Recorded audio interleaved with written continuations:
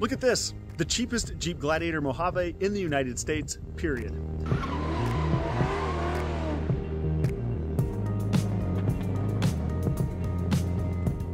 Welcome back to the channel, guys. My name is Rob, and today I want to introduce you to our new Jeep Gladiator. That's right, we just bought this. And you know, when you start a review channel for automotive stuff, the easiest and best vehicle to review is the one that you have, especially if it's an interesting one. Well, like I said, we just bought this and I think it's pretty dang interesting, especially because it's the cheapest one out there. I'm gonna prove it by showing you the window sticker, and then I'm gonna talk about the deal that we got. So this is our window sticker for the 2023 Gladiator Mojave. You can see the base price, $50,995. There's a destination charge of $17.95 and a total price, $52,790. I guess if we could have driven to the factory and picked this up, we could have saved $17.95, but that's not an option. So here you have it. It's the cheapest one you can possibly get. What is the Mojave package? People ask me that all the time. Well, I know what a Rubicon is. That's the badass off-road rock crawler. What's a Mojave? The Mojave is made for a little bit higher speed. Reinforced frame, steel suspension components, a 1-inch lift over the Rubicon, wider track thanks to different offset wheels. Fox shocks on this one have remote reservoirs, piggyback reservoirs, whereas the Rubicon does not. You also have hydraulic bump stops. So should you run out of suspension travel, completely bottom the thing out, you've still got an extra shock at the end of the travel to kind of absorb that impact. You've got some Mojave specific stuff on the inside, a bolstered steering wheel with orange stitching, orange accents. The Rubicon has red accents. You can see the steering wheel here. It's probably my favorite part. The seats are bolstered a little bit more to kind of keep you in place. So you're thinking of like high-speed desert runner type stuff as opposed to rock crawling things that the Rubicon does.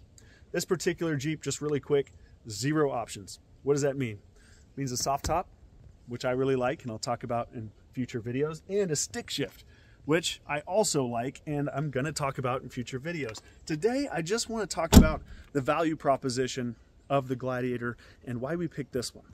So beyond that window sticker, what kind of deal did we get? We bought ours at the beginning of October 2023. There was a stop sale on these. So we could buy it, but we couldn't take delivery because they had to redesign the clutch for the manual transmission, the clutch, the flywheel. They had to replace it all together, and that took quite a while. In the meantime, we had a couple of automatic loaner Gladiators, and we enjoyed those, but I'm gonna tell you, I'm very, very happy that we got the manual. We're stoked with it, and we're gonna talk about that in a future video, like I said. But in terms of the deal that we got, the reason we bought when we did was when I went to look at this, it had $10,000 off written across the windshield. We had a 2019 Ranger before this, and I liked that truck a lot, but I never really loved it. I wanted a Bronco. The Ranger was coming out of powertrain warranty, and I'm actually going to put a link in the description to this video to the video that I did on our travel channel, Lackeys Be Trippin'. So go check that out if you want more content and more information as to why we bought what we did.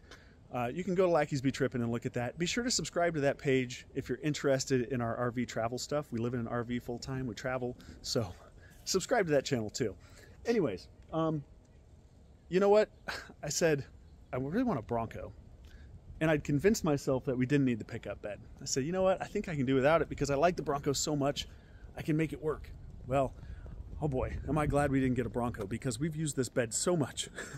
By the way, ignore this soft topper, this ugly soft topper. It doesn't fit this truck. This is off of our 2019 Ranger that we traded in. As you can see, it doesn't really work, but it does work. It's functional. So we'll get a Jeep one eventually. But for now, when we make road trips, I'm putting that on for some extra storage space. So anyways, went and looked at the Broncos. Talked to my sales guy, Christian at Mel Hamilton Ford here in Wichita. He does a great job. He sold us the Ranger 4 years ago. And he's like, Rob, I can get you a really good deal on a Bronco. We'll sell it to you at sticker. Well, what that meant was to get a black diamond Bronco with kind of the same capability as this Mojave has, I was going to pay like $13,000, $15,000 more. And I just couldn't justify it. And I'm like, not only that, but I don't have a pickup bed. It didn't work for me. I went next door to Eddie's Jeep. I met Rick, my sales guy there, and he showed me this, and I was like, man, I think that's it. I think that's the ticket. This is the vehicle I've been waiting for. And here's the deal with Jeeps. We've always wanted one. We always stop short of buying when it comes time for the test drive because Jeep Wranglers suck when it comes to on-road manners. They are bouncy, they wander all over the road, they're harsh, and we're just like, we can't do it. But the Gladiator rides a lot better because of the wheelbase mostly. It rides a lot better down the road. I will tell you that the Sport model that we had and the Overland model that we had that were loaners with automatic transmissions, while we were waiting on this one to get the recall done, those rode just fine. But the Mojave takes it a step further. The Fox suspension on this really has a nice ride, and I think the 33-inch tires help too. But I mean, the thing just cruises down the road. It rides a lot better than our Ford Ranger did. Rides a lot better than the new Nissan Frontier. I drove that, and it rides nice. But the Mojave's right there with it, I guess I would say. I wouldn't say it rides better than the Frontier, but it's right there on par with it. It's nice and comfortable. So there you go. Now, in terms of value proposition, right? We got $10,000 off of this, so you can do the math.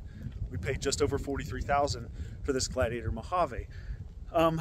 I want to talk about pricing real quick because Jeep has raised the prices of this. If you look at the Mojave MSRP from 2020 and then you look at the MSRP from 23, the prices have risen. But that's happened across the board in the automotive industry, especially with trucks. Part of that is inflation. Okay, inflation will account for a few $1,000s of that increase. But the other thing with the Gladiator is supply and demand.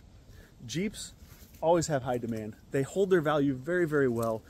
And I believe that Jeep and Stellantis, they kind of overshot their supply and demand forecast with the Gladiator. After all, when we bought the Ranger, I felt like we got a great deal on the Ranger. We got like $7 grand off of it at the time. And I looked at the Gladiators, they were above sticker at that time. And I said, I can't justify it, even though I really wanted the Gladiator. And so what you had was, you had dealer markups, you had people willing to pay over sticker and get into these fights over Gladiators when they first came out. But then once everybody that wanted one got one, everything just kind of stalled. And the perception from the buying public, including myself, was already that Jeeps, Gladiators are overpriced. Compared to the Ranger and the Colorado and the Frontier and even the Tacoma. I'm gonna tell you, I think Tacomas are more overpriced than these, but that's a different video. The Gladiator was just too much. It was too overpriced. So anyway, when I went in and I looked at this at $53,000 and compared it to the Colorado, the new Colorado, the price truck is so awesome. The Colorados, especially the GMC Canyon, great trucks, but man, they're so expensive, so expensive. The new Tacoma that's coming out, going to be even more expensive. The Nissan Frontier is the only one that really looks like a value when you compare it to the Mojave, but I drove a Frontier. I'll put a link to that video in the description below. The review video on Lackeys Be Trippin'. Actually, I was not surprised. I was not impressed, we'll put it that way. I was surprised in a not so pleasant way. So I say, okay, here we are. I got the Jeep I've always wanted. It starts to look like a value. The Bronco really pushed me over the edge. The Bronco is the reason that I bought the Gladiator, because I looked at what the Bronco brought to the table and the price I'd be paying, and I was like, dude, the Gladiator looks like a no-brainer. It went from looking like it was overpriced and there's no way I'm going to buy one to all of a sudden, okay, they have this sale at the end of the year. It starts to be more in my price range, my wheelhouse. And I looked at the capability and the features of this truck compared to the Bronco and compared to the Colorado and everything. And I'm like, this actually makes sense, because the Trail Boss Colorado is, more than I paid for this. And that's, again, another video. The Trail Boss Colorado doesn't have a lot of things that the Mojave does. So there's one more thing I want to mention when it comes to value.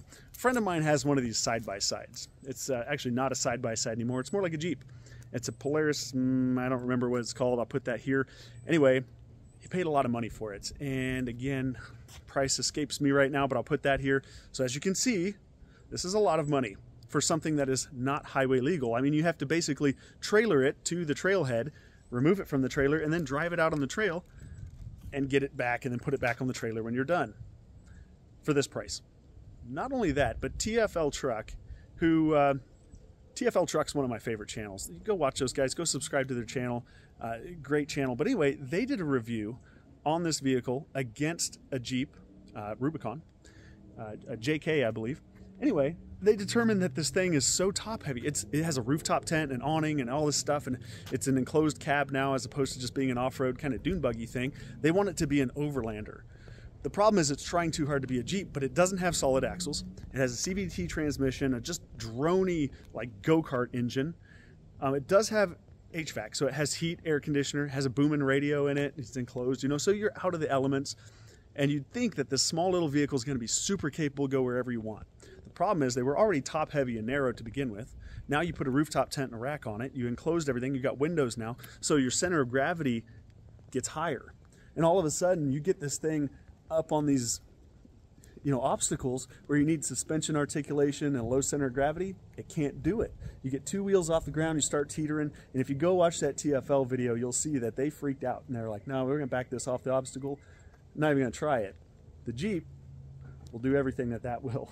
And it's going to do it more comfortably. And guess what? You can drive it to the trailhead. You can drive it home afterwards. You don't have to trailer anything. And you can drive it every single day.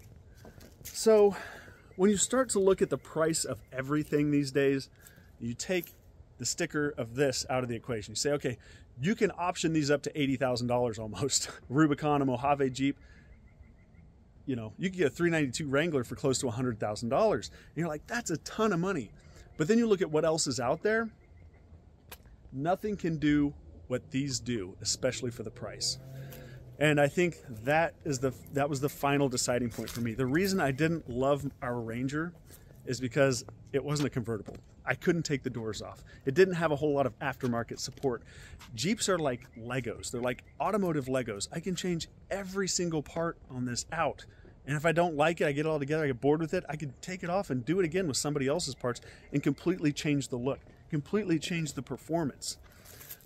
I really like that. As a car guy, this is awesome. This feels like a truck Volkswagen GTI to me. And if that's a weird analogy, just wait, I'll explain it in another video in the future. But suffice it to say, if you couldn't tell already, I'm absolutely stoked with the Jeep Gladiator Mojave, even the base model, with no options. We're loving this thing. We've put 3,000 miles on it. We've had it in our possession for a couple months now, and we're loving it. So stay tuned to the channel, guys. Make sure you subscribe, click the bell for notifications, because we're going to have further reviews on this truck. I'm also going to be adding things to it. Of course, we'll be taking it off-roading and having some fun with it. So I'll be sure to keep you posted, because a lot of people in the comments on my other videos have said, oh man, you should have bought a Rubicon, should have bought a Rubicon. You're going to regret not having that front locker. You're not going to be able to go all the places that the Rubicon does. And I'm going to tell you, not only will this go 90% of those places, it's going to do it more comfortably. And I'm going to have more fun with it once I get out in the desert or out in the open plains in Kansas, Oklahoma, Texas. This thing's going to be a ton of fun. So stay tuned, guys. Thank you for watching, and I'll see you in the next video.